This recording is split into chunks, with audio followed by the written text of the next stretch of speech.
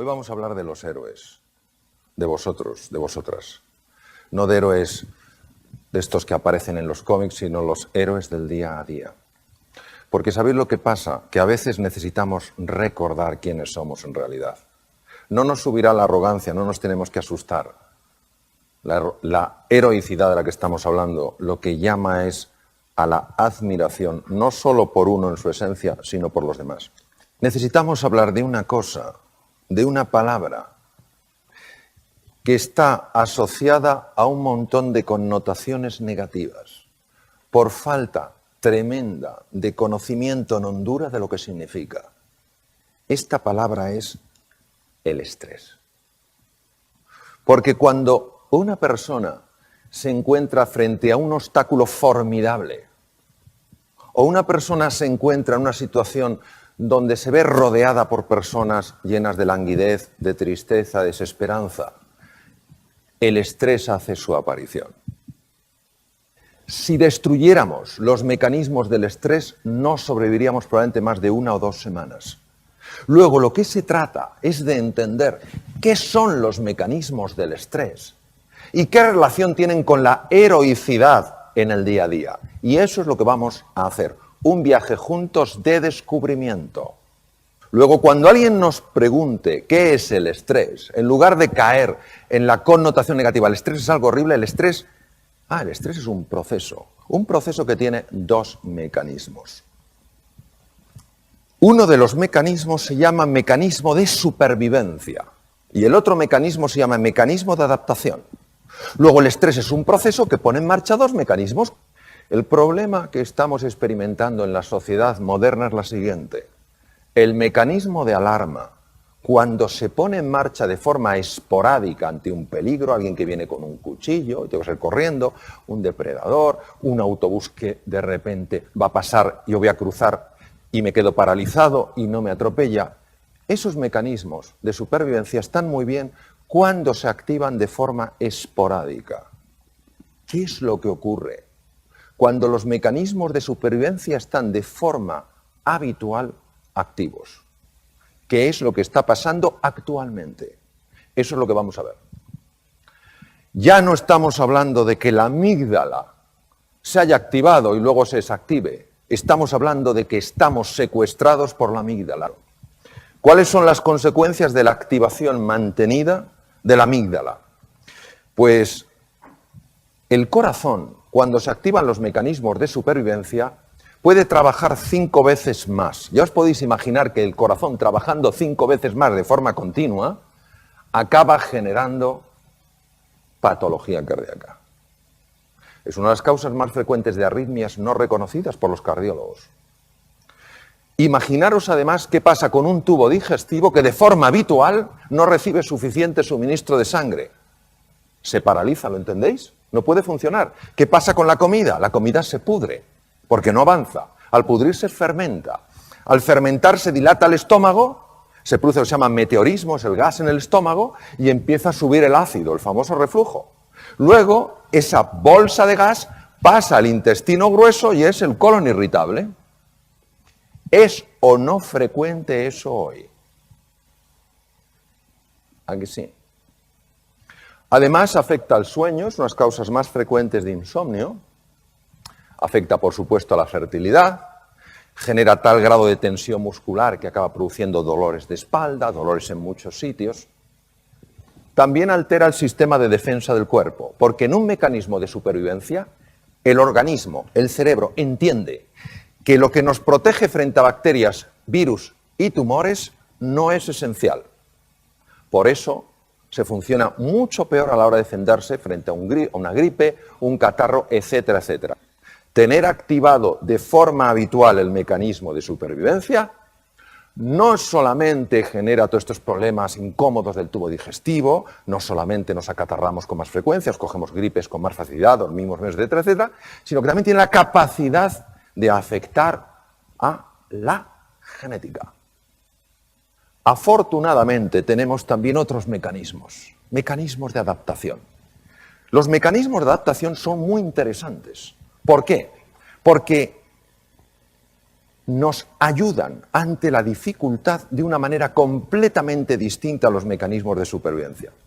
Observar, este es un terreno incierto, con peligros, los rayos son 30 millones de voltios, pero también seguro que hay oportunidades ahí. En ese momento, cuando no es la amenaza, sino peligro más oportunidad, lo lógico, lo coherente es que el cerebro active no mecanismos de supervivencia, sino mecanismos de adaptación. Si en medio del desierto aparece un coyote, sí se activará el mecanismo de supervivencia, pero mientras tanto es el mecanismo de adaptación. ¿Por qué el mecanismo de adaptación? Porque el mecanismo de supervivencia solo nos permite atacar, quedarnos bloqueados o huir. Y ya os podéis imaginar que para explorar un territorio nuevo, atacar, quedarse bloqueado o huir es una pobre opción. Son los mecanismos naturales del ser humano. Nosotros hemos progresado a lo largo de la evolución desde hace 2,5 millones de años porque los mecanismos que hemos puesto en marcha fundamentalmente son de adaptación. Solo ante la presencia de un tigre de dientes de sable o un mamut o un mastodonte hemos puesto mecanismos de supervivencia. ¿Por qué son tan interesantes los mecanismos de adaptación? Por lo siguiente. Cuando el cerebro pone en marcha ese mecanismo, a diferencia de cuando pone en marcha el de supervivencia, la sangre no va a la amígdala, sino que va a la zona prefrontal, la zona clave para prestar atención, para ver las cosas con perspectiva, para tomar decisiones y para aprender. Además, da una orden para que células madre situadas en las cavidades cerebrales empiecen a convertirse en neuronas, y esto se ha probado en adulto. Por eso el mecanismo de supervivencia es el que nos ha permitido aprender cómo entender ciertos patrones en entornos nuevos. Activa la creatividad, la capacidad de atención, la perspectiva, la memoria. ¿Por qué el ser humano moderno tiene de forma habitual, y esto es una cosa súper constatada desde el punto de vista médico, ¿por qué tiene activado de forma habitual sus mecanismos de supervivencia? Si no le ayudan a adaptarse y encima le generan desgaste incluso a nivel celular. Eso es lo que tenemos que resolver. Generamos interpretaciones de amenazas que son creaciones mentales y respondemos como si fueran peligros y amenazas físicas. Ahora, ¿por qué ponemos en marcha estos mecanismos en lugar de mecanismos de adaptación? Entendemos que el cerebro se equivoca, como se equivoca con el tablero. ¿Pero qué hace que se equivoque? ¿Cuál es la causa? La clave es múltiple. Vamos a analizar los elementos más importantes. El primero es el manejo de la atención. ¿Dónde pongo yo mi atención? ¿Dónde me estoy enfocando? ¿Por qué? Porque donde llevéis vuestra atención será siempre más real para vosotros. Muy importante, la atención es selectiva. Vemos donde miramos. La realidad es muy amplia, pero si solo estamos mirando a un sitio no veremos lo otro. Mucho cuidado con la toxicidad ambiental. Hay personas que son extraordinarias y a su vez son como agujeros negros. Te chupan la energía. Ves a otra persona igual y dice, ¿tú también has estado con él? Sí. Una cosa es la persona que está pasando por un mal momento o por muchos malos momentos y otra la persona que es fundamentalmente negativa. ¿Entendéis la diferencia, verdad? Mi consejo es distancia, porque os afectará sin que os deis cuenta por vía inconsciente. No penséis que vale decir, no, yo sé perfectamente lo que de esta persona me voy a quedar o no voy a quedar. No es así. Por vía inconsciente está entrando y está afectando a cómo percibo el mundo. Luego, ser vosotros y vosotras los dueños de vuestra atención. Poner vuestra atención donde entendáis que sea inteligente y apartaros de cualquier sitio que por llevaros a ese entorno pone en marcha automáticamente mecanismos de supervivencia. Segundo, las expectativas que tengáis de vosotros y de los demás tienen por sí solas la capacidad de activar o desactivar los mecanismos de supervivencia. El propio hecho de sentirse animado y de tener altas expectativas y de confiar cambia químicamente la sangre. El primero en el mundo que lo vio fue el profesor Bandura. Siguiente tema. Hemos visto la importancia del foco, que me puede meter en un mecanismo de supervivencia o no. Las expectativas, lo mismo. Bajas expectativas activan mecanismos de supervivencia. Son mecanismos mentales, pero que tienen acceso al mundo físico. El tercero es la forma en la que nos hablamos a nosotros mismos. La voz interior tiene tres formas. La voz de la desesperanza, no hay salida. La voz de la sumisión, si hay salida yo no la puedo encontrar. Y la voz punitiva, si hay salida y puedo encontrarla, no merezco encontrarla. ¿Cuál es el efecto en el cerebro? El efecto es fascinante. Activan la amígdala, ¿os acordáis de la amígdala? Activan la amígdala, pero no frente al depredador. Activan la amígdala desde esquemas mentales, puros. ¿Cómo lo hacen?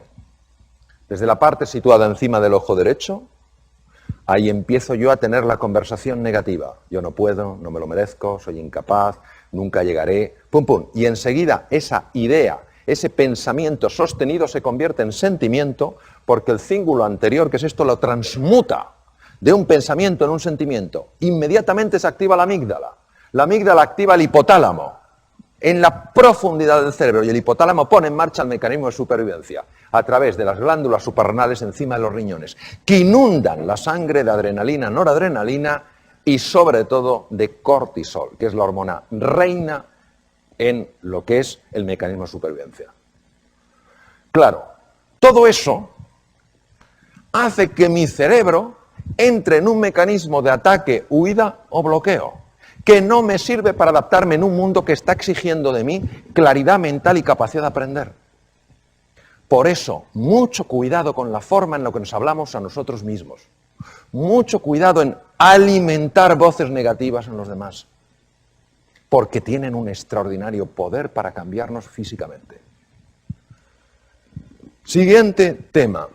La gestión del error. ¿Cómo nos vamos a tratar a nosotros ante el error? ¿Cómo vamos a tratar a nuestra gente ante el error lógico del aprendizaje? Porque si nos tratamos duramente activaríamos mecanismos de supervivencia. Si entendemos que es parte del proceso y que necesitamos aprender un camino nuevo para progresar, no activaremos los mecanismos de supervivencia. Ojo, porque somos muy duros con nosotros mismos.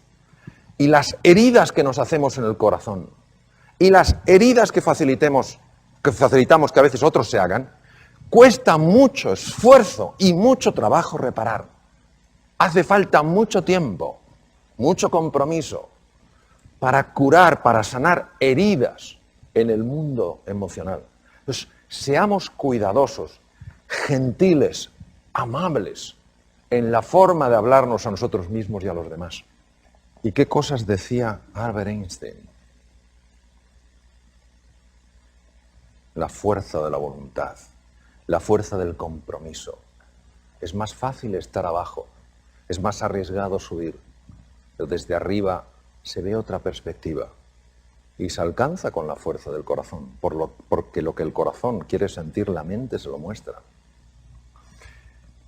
La gente sencilla nos puede enseñar grandes cosas. ¿Cuántas veces nos levantamos por la mañana, o me levanto por la mañana para no generalizar, digo, no sé qué, el agua cuánto tarda en salir caliente, hará frío, no sé qué desastre, está lloviendo. Los guerreros Kun en el Kalahari, norte de Sudáfrica, uno de los territorios más duros del mundo, han convertido los esques, las excusas, en los haykes, las acciones, y en los tenemos que, la responsabilidad. Qué ejemplo para nosotros de lo que es la heroicidad en el día a día.